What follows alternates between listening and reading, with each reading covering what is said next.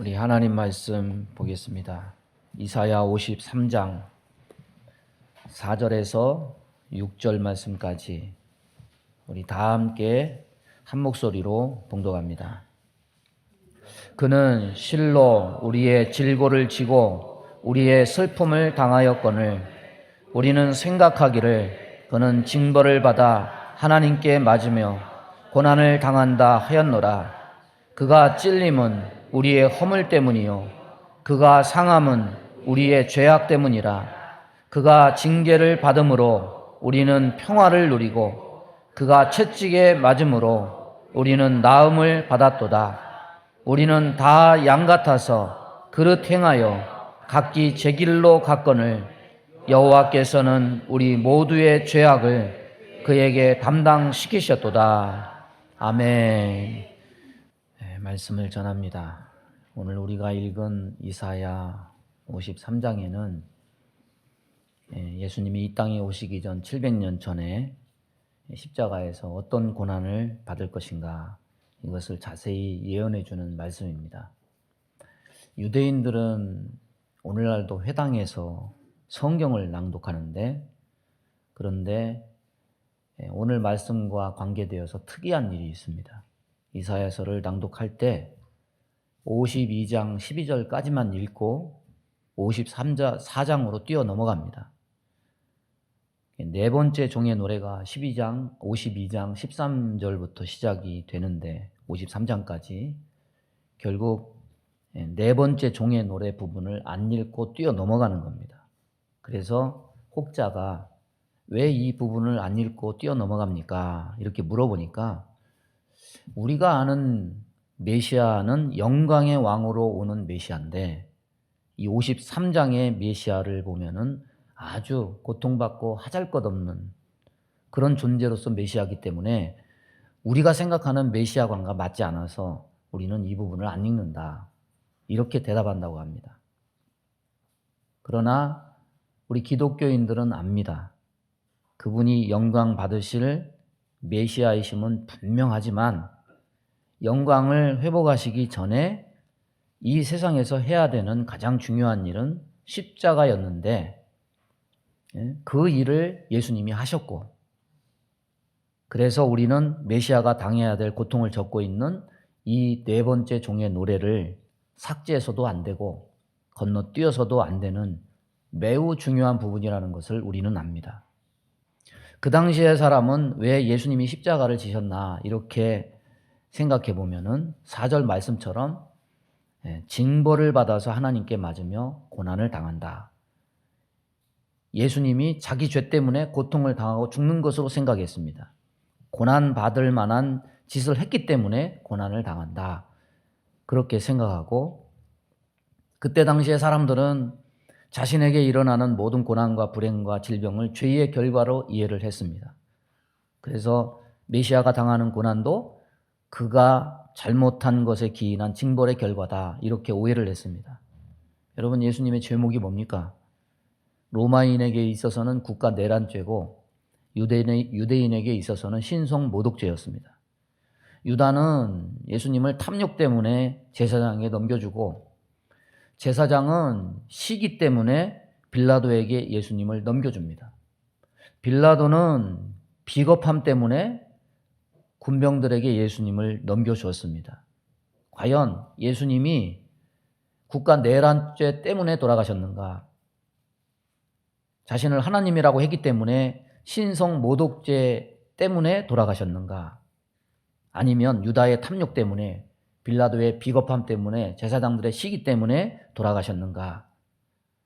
성경은 그 이유에 대해서 뭐라고 말합니까? 국가 내란죄도 아니고 신성 모독죄도 아니고 오늘 성경 본문에는 전부 9번이나 강조하고 있는데 우리 때문이다.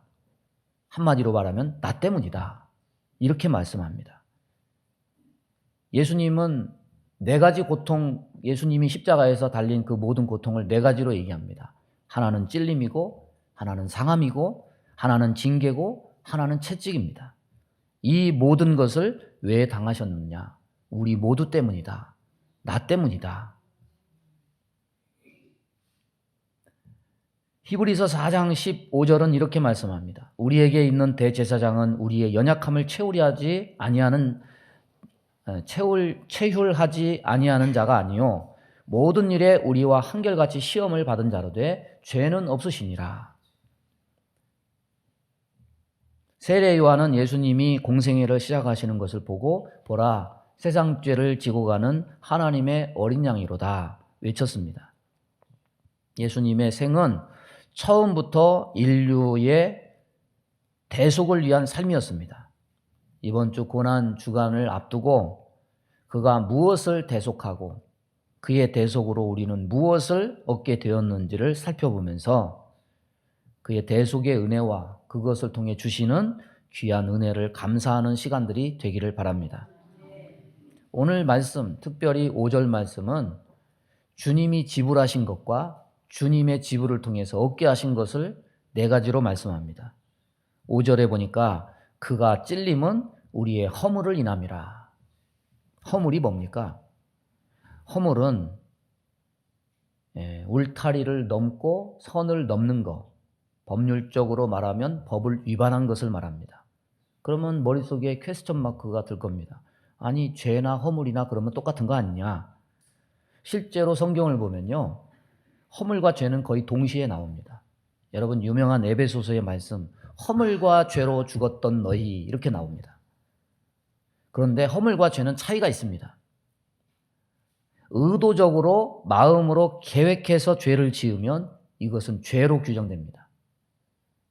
그런데 의도한 바가 아닌데 자기도 모르게 무지하거나 몰라서 혹은 실수로 선을 넘는 것은 이거는 허물로 규정됩니다. 아담과 하와가 선악과를 따먹었습니다. 이거는 의도적입니까? 부지중예입니까? 이건 의도적이죠. 그래서 그건 분명한 죄입니다. 하지만 예수 믿기 전에 신앙적으로 무지해서 세상에서 허랑방탕하게 살았던 행위들은 무엇이냐? 나중에서 깨닫죠. 죄라는 것을. 그런데 세상에서 살 때는 몰랐어요. 이건 뭡니까? 허물입니다.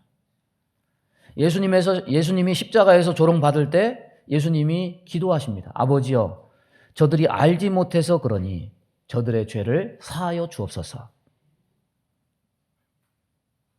메시아를 조롱하고 비하하는 행위는 사실 죄입니다. 하지만 예수님은 그것을 무엇으로 보셨느냐? 허물로 보셨습니다. 하나님을 알지 못하는 무지함에서 비롯된 행동이었기 때문입니다. 여러분 예수 믿기 전에 하나님 모르고 세상에서 살던 사람을 우리가 뭐라고 얘기하냐면 자연인이다 이렇게 얘기합니다. 거듭나지 않을 때, 하나님을 모를 때, 자연인일 때 그 사람으로 살 때 죄가 죄인 줄 모르고 살아갑니다. 그래서 막 울타리를 넘어요. 막 선을 넘습니다. 이런 허물된 모습은 아담 이래 하나님을 떠난 모든 사람들의 본성 가운데 내재된 성품이에요. 하나님을 모르니까 무지해서 막 선을 넘고 실수를 하는 겁니다. 다윗은 이런 점을 생각했습니다. 그래서 자신이 무지하기 때문에 실수할 수 있다는 것을 이렇게 표현합니다. 자기 허물을 능히 깨달을 자 누구리요? 나를 숨은 허물에서 벗어나게 하소서. 여러분, 우리는요, 알면서도 죄짓지만 모르면 모르는 대로 죄짓는 방향으로 가서 막 선을 넘으려는 그런 본성이 있습니다. 마태복음 16장 14절에 보면 너희가 사람의 잘못을 용서하면 너희 하늘 아버지께서도 너희 잘못을 용서하시려니와 너희가 사람의 잘못을 용서하지 아니하면 너희 아버지께서도 너희 잘못을 용서하지 아니하시리라. 여러분 여기서 이 잘못, 예수님이 말하신 이 잘못은 죄일까요? 허물일까요? 이 잘못은요 허물을 말해요. 무지해서 실수를 저지른 사람을 말합니다. 그러니까 이 말은 예수님은 무지해서 죄 짓는 자들을 십자가에서도 예수님은 용서하셨는데 몰라서 실수한 자에게 관용을 베풀지 않고 용서하지 않는다면 하나님도 마찬가지로 무지해서 선을 넘는 너희를 용서하지 않으실 것이다. 이 말입니다. 우리가 옛날부터 기도할 때 전통적으로 습관적으로 하는 표현이 있습니다. 기도할 때 관용구처럼 돼요. 알고 지은 죄, 모르고 지은 죄 용서해 주세요. 사실 이 표현은 알고 지은 죄는 맞지만 모르고 지은 죄는 정확히 모르고 지은 허물이라고 해야 맞아요. 예수님은 우리가 알고 지은 죄만 사하시는 분이 아니십니다. 모르고 지은 죄, 예수님은 모르고 지은 허물까지 용서하시는 분이십니다. 그렇기에 주님은 십자가에서 알지 못해서 죄 지은 자들을 용서해 달라고 하신 거예요. 그런데 이 모르고 지은 죄인 허물을 어떻게 해결해 주시느냐? 그가 십자가에서 찔리심으로 해결하셨다. 메시아가 십자가에서 찔리는 것으로 이 모든 모르고 지은 죄까지 예수님은 해결하셨다는 겁니다. 그럼 찔리는 게 뭡니까? 그냥 찔리는 게 아니죠. 뚫린다는 거예요. 예수님의 십자가 속에서 예수님이 뚫림 받은 게 뭡니까? 손과 발이 대못으로 뚫렸습니다. 옆구리가 창으로 뚫렸습니다. 손과 발과 옆구리가 뚫리니까 거기서 뭐가 나왔느냐? 피가 나오고 물이 나왔습니다. 여러분, 피는 뭐고 물은 뭡니까? 피와 물은요, 구약에도 있었습니다. 성막과 성전의 모양은 다르지만 구조는 똑같습니다. 배치는 똑같습니다. 성막과 성전의 문은 동쪽에 있습니다. 동쪽 문으로 딱 들어가면 바로 눈앞에 들어오는 것이 제단이고 그 다음에 눈에 들어오는 것이 물두멍입니다. 제단은 뭡니까? 짐승을 죽여서 피를 쏟고 고기를 화제로 드리는 것입니다. 물두멍은 뭡니까? 성소에 들어가는 제사장이 손과 발을 씻고 들어가는 장소입니다. 피와 물은 알고 짓는 죄뿐만 아니라 우리가 일상으로 무의식 중에 짓는 자범죄들, 허물들까지 동시에 씻어주시는 것을 의미합니다. 여러분, 여호와의 종이 십자가에서 지불하신 것은 우리가 알고 지은 죄만 씻으시는 것이 아닙니다. 우리가 모르고 지은 죄까지 다 깨끗이 씻어주시는 은혜입니다. 우리가 하나님 말씀 들으면서 말씀대로 살아야 함을 교훈받죠. 말씀을 어기지 않고 순종해야 됨을 깨닫습니다. 그러나 실상은 어떻습니까? 우리는 자주 어깁니다. 순종치 않고 자주 거역합니다. 말씀을 듣고 알았으면 의도적으로 죄를 지을 때도 많지만 그냥 아직도 세상의 때가 안 빠져가지고 그냥 그것을 그대로 놔둔 채 우리의 무지한 본성으로 그렇게 살아갈 때가 많습니다. 이것들이 우리의 허물이에요. 예수님은 이 허물까지 십자가에서 다 담당하셨습니다.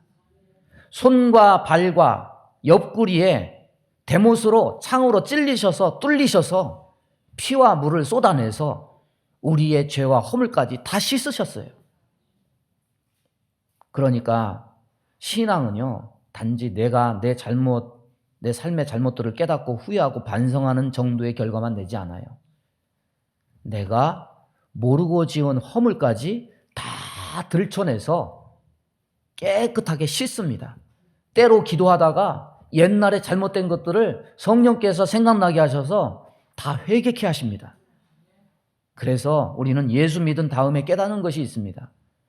예수 믿기 전에는 부끄러운 줄도 모르고 막 그렇게 행동했어요. 그런데 예수 믿고 보니까 신앙의 깊이가 생기니까 어느 날 부끄러워져요. 생각할 때. 아, 내가 옛날엔 몰라서 그런 일을 저질렀구나. 이제는 죄인 줄 알고 부끄러워지는 거예요. 이 모든 부끄러움까지 예수님이 손과 발과 옆구리에서 나온 그리스도의 피와 물이 이런 죄와 허물까지 다 씻으신 거예요. 그것을 지불하시고 우리를 회복하신 겁니다. 그 다음은 뭡니까? 그가 상함은 우리의 죄악을 인함이라. 여러분, 여기 상함은 뭘 의미할까요? 이거는요, 이 상함은 그냥 한번 긁히는 거 이런 거 말하는 게 아니에요. 이거 완전히 부스러지는 거, 이거는 완전히 으스러지는 거. 시골에 살 때 얘야 가서 마늘 좀 빻아라 그러면은 저도 해봤어요. 절구에 가가지고 마늘 넣고 그걸로 막 공이로 막 이렇게 치는 거예요. 그러면 마늘이 형체가 없이 그냥 으스러집니다. 저희가 지금 차가 3대째인 것 같아요. 근데 첫 번째 차를 샀을 때 그 차가 와가지고, 그 폐차하는 차가 와가지고 그 차를 이렇게 싣고 그게 으스러지니까 그걸 우리 사모하고 주원이가 어렸을 때 봤어요. 그 굉장히 마음 아파하더라고. 예? 여러분, 그거예요. 으스러지는 거. 캔커피 먹고 발로 확 으스러뜨리죠. 으스러지는 거예요. 이 상함은 으스러지는 거예요. 그런데 성경 보면 예수님의 상함은 뼈까지 짓이겨지는 것은 아니었습니다. 요한복음 19장 36절 보면 이 일이 일어난 것은 그 뼈가 하나도 꺾이지 아니하리라 한 성경을 응하게 하려 함이라. 로마 병정이 뼈를 꺾어서 숨통을 끊으려고 했는데 예수님이 이미 숨을 거두셨기 때문에 뼈는 꺾지 않았어요. 여러분, 예수님이 뼈까지 으스러진 건 아니지만 완전히 짓이겨지고 으스러진 다른 것이 있어요. 그것은 무엇이냐면 하나님의 아들의 인격과 자존심입니다. 하나님의 아들이 인간의 몸을 입고 이 땅에 오신 것 자체가 신학적인 용어로 자기 비하라고 그래요. 하나님의 아들이 인간의 몸을 입고 오신 것만 해도 무척이나 자기를 낮추신 겁니다. 그런데 그 비하가 그 정도 선에서 끝나지 않아요. 여호와의 종은 하나님이 만드신 피조물인 사람에게 많은 인격적인 상함, 으스러짐을 당했어요. 그의 거룩하심이, 하나님의 아들의 거룩하심이 사람들에 의해서 짓밟히고 짓이겨졌습니다.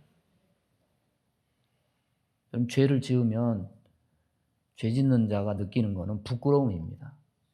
옛날에요, 2차 대전이 끝나고 프랑스에서 나치에 협력한 나치의 장교들하고 연인 관계에 있으면서 잘 먹고 잘 살았던 그 여자들을 다 색출을 해가지고 어떻게 했느냐, 머리를 다 빡빡 밀어버리고 거리로 끌고 다니면서 조롱하고 돌 던지고 그랬어요.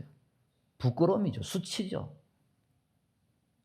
아담과 하와가 범죄 전과 후가 달라진 것은 뭐냐? 범죄 전에는 벌거벗었는데 부끄러운지 몰랐어요. 근데 범죄하고 나니까 부끄러워졌습니다. 무화과 나무 잎으로 치마를 해서 가렸습니다.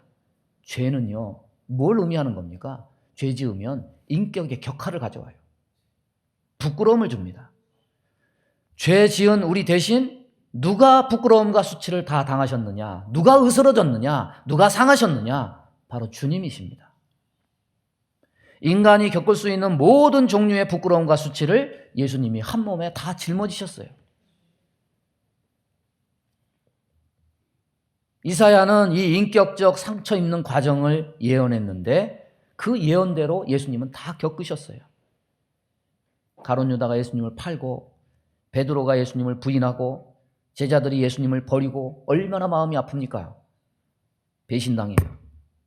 대제사장 가야바의 집에서 하나님의 아들이 하나님의 아들이라고 했다고 손바닥으로 뺨을 때리고 주먹으로 치고 침을 뱉고 네가 선지자면 지금 이 친자가 누구인지 알아맞혀 봐라.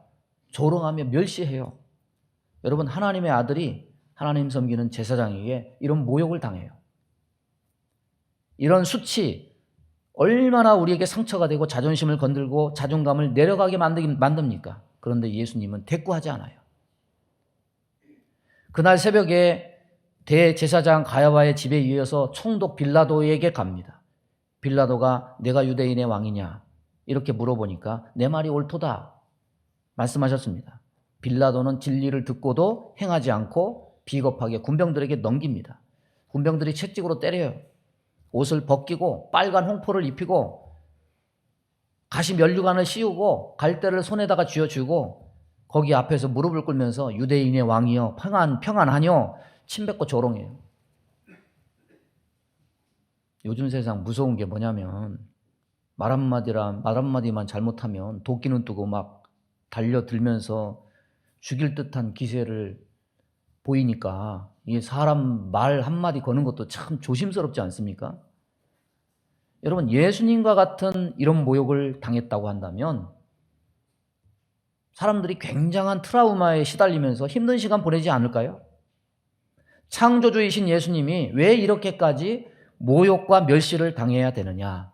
우리가 겪어야 할, 내가 겪어야 할, 죄악으로 말미암아 겪어야 될 나의 부끄러움의 목, 내가 겪어야 될 수치를 예수님이 다 가져가셔서 대신 당하신 거예요.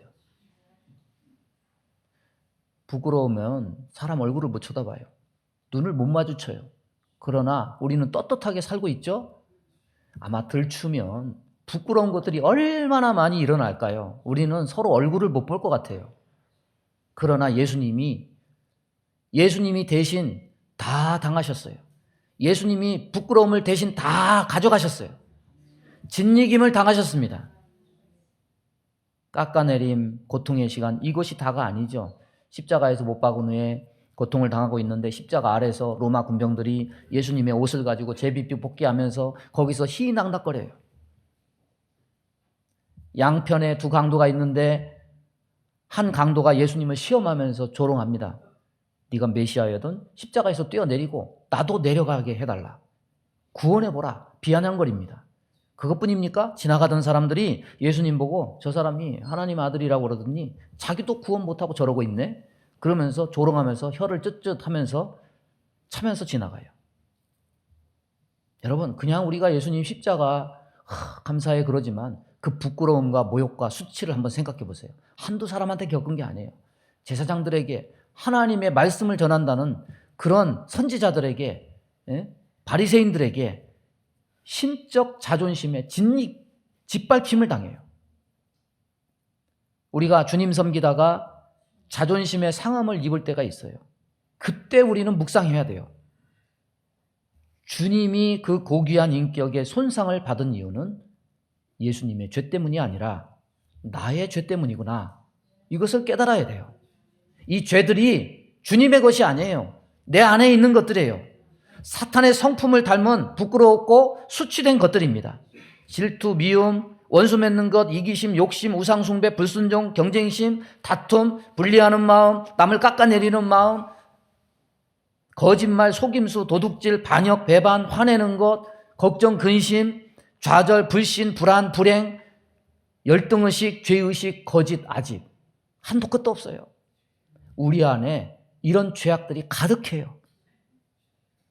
하나님의 속성과 거리가 멀어요. 마귀에게 있는 속성들에 가깝습니다. 이런 죄악으로 말미암는 부끄러움 피할 길이 없어요. 그러나 예수님이 다 가져가셔서 우리가 당해야 될 그 부끄러움, 짓밟힘을 예수님이 홀로 다 당하셨습니다. 주님은 십자가에서 나의 허물과 죄를 찔림과 짓밟힘으로 대신 지불하셨습니다. 그러면 우리의 허물과 죄를 씻으시고 부끄러움과 수치를 모두 당하신 주님의 수고로움으로 인해서 우리는 뭘 가질 수 있게 되었느냐? 오늘 말씀은 그가 징계를 받음으로 우리는 평화를 누리게 되었다. 왜 종이 징계를 받음으로 우리가 평화를 누리게 됩니까? 평화는 하나님과의 관계가 회복될 때 누리는 첫 번째 은총입니다. 우리가 하나님과의 관계성이 깨질 때 가장 먼저 나타나는 것이 무엇이냐? 두려움이에요. 두려움은 죄의 결과고 형벌입니다. 에덴 동산에서 아담과 하와가 하나님께 죄를 지었습니다. 두려워서 나무 사이에 숨어요. 부끄럽기도 했지만 두려움도 있어요. 죄로 인해 나타나는 증상이 두려움과 부끄러움이고 죄의 결과는 뭐냐? 죽음이에요. 육체와 영혼이 분리되는 죽음이에요.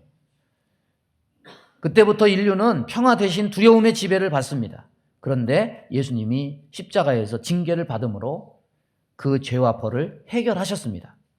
그래서 우리에게 두려움이 사라지고 평화가 임하게 됐습니다. 우리에게 죽음이 사라지고 영생이 허락됐습니다. 세상에서 성공하고 돈 많고 건강하고 다 완비되었어도 마음의 평화가 없는 우울감에 젖은 사람도 얼마나 많습니까? 밤에 잠이 안 오는 사람도 얼마나 많습니까? 외적으로 좋은 것들이 뭔 의미가 있습니까? 평안이 없는 삶은 의미가 없어요. 누구에게 평강이 없느냐? 성경은 말합니다. 이사야 48장에 보면 여호와께서 말씀하시되 악인에게는 평강이 없느니라. 죄인에게는 평화가 없고 평화로운 마음의 상태도 없습니다. 하나님이 없는 자들, 하나님과의 관계가 단절된 자들은 아무리 겉으로 괜찮은 척 해도 그 안에 평화가 없어요. 매일매일 두려움 속에, 불안감 속에 살아가요. 초조함 속에 살아가요. 여러분, 예수님이 내 대신 하나님께 징계를 받으셨다는 것을 믿는 성도들에게 가장 큰 축복은 무엇이냐? 하나님과의 사이에 평화가 이루어진 겁니다. 아담의 죄로 분리된 관계가 그리스도의 징계로 다시 이어지고 회복된 겁니다. 하나님과의 관계가 회복되니까 다른 사람과의 관계도 회복돼요.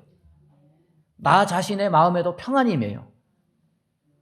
그러니까 여러분, 뭐가 자꾸 복잡하고 막 얼그러지고 그러면 뭘 제일 먼저 생각해야 되냐면, 내가 하나님과의 관계가 지금 정상인가? 이걸 생각하시기 바랍니다. 하나님과 평화하지 못하면 다 무너지는 거예요. 그러나 하나님과 평화를 이루면 모든 삶에 질서가 임하고 평화가 임합니다. 이 회복은요, 우리가 힘써 애써서 된 게 아닙니다. 여호와의 종 예수 그리스도가 징계를 받은 후에 우리에게 나눠주시는 은혜입니다.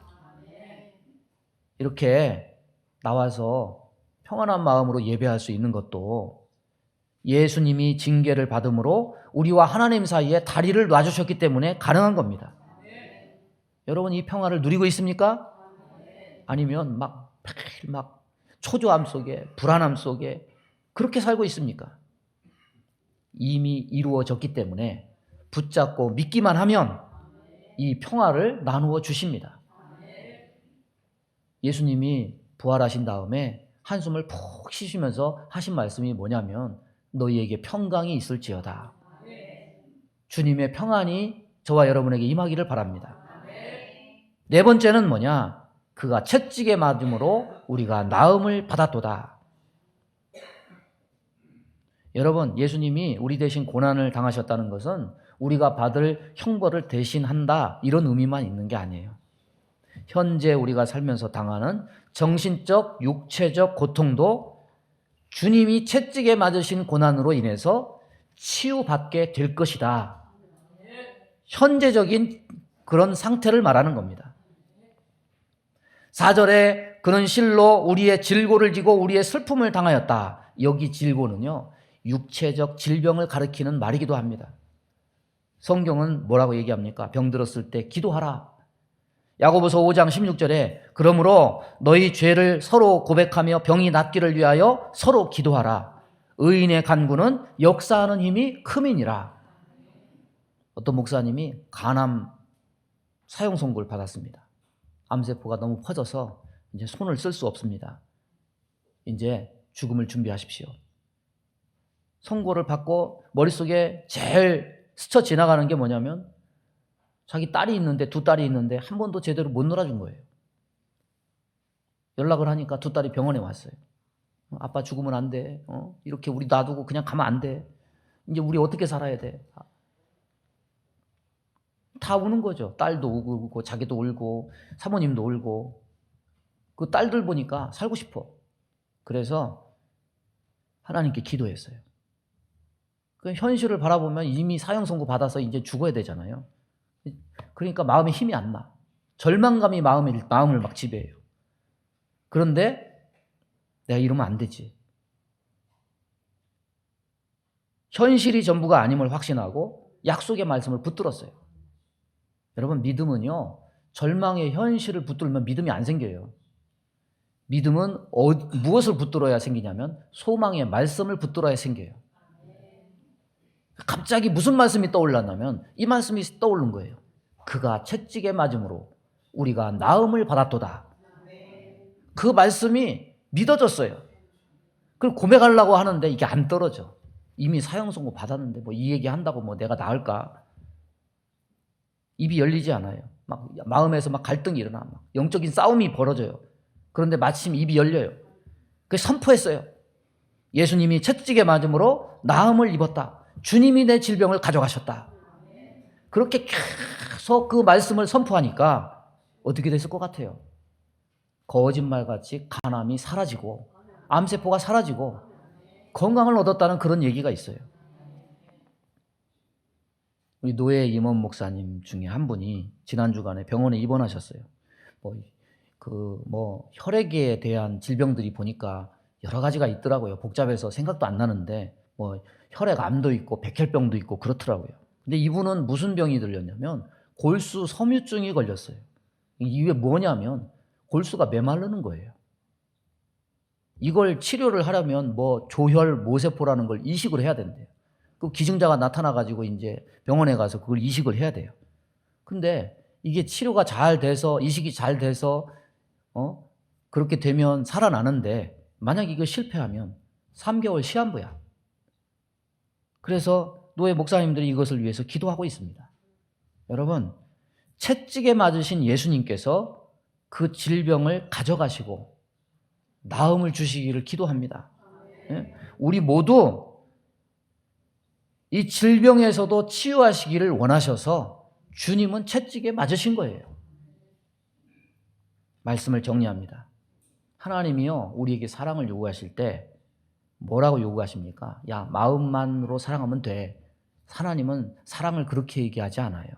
마음과 뜻과 정성과 몸과 힘과 목숨을 다하여 주 너의 하나님을 사랑하라.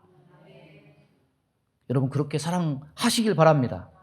그런데 하나님이 세상을 사랑하사 보내주신 분이 예수님인데, 하나님이 예수님을 통해서 보이신 사랑의 영역이 어디서 나타났느냐? 십자가에서 나타나셨는데 그 영역에 있어서 똑같아요. 심령 구석구석 보이지 않는, 우리도 모르는 죄까지 주님은 다 씻으셨어요. 우리의 허물들 다 씻으셨어요. 마음만 해결하신 게 아니에요. 육체도 해당돼요.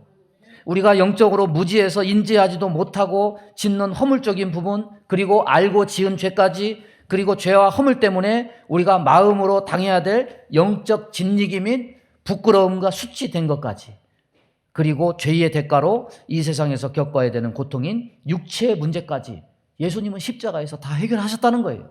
이게 하나님 사랑의 증거라는 겁니다. 우리의 허물은 예수님의 찔림으로 용서가 됐고, 우리의 모든 죄의 부끄러움과 수치는 그가 짓밟힘을 당함으로 해결되었습니다. 예수님이 징계를 받음으로 죄로 인한 삶의 두려움과 죽음의 공포에서 해방돼서 진정한 평화와 영생을 누리게 되었고, 예수님이 채찍에 맞음으로 육체의 병마에서 해방되어 우리는 나음을 입게 되었습니다.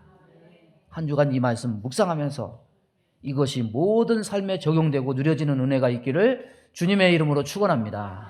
우리 주여 한번 부르고 합심하여 기도합니다. 주여, 하나님 아버지, 오늘도 주의 말씀을 우리들에게 허락하심을 감사합니다. 주님이 죽으심으로 말미암아, 십자가 고난으로 말미암아 우리의 보이지 않는 죄부터 우리의 육신의 질고까지 다 해결하시고 회복시켜 주시는 것을 믿습니다. 아버지여, 우리를 붙들어 주옵소서. 믿음을 허락하여 주옵소서.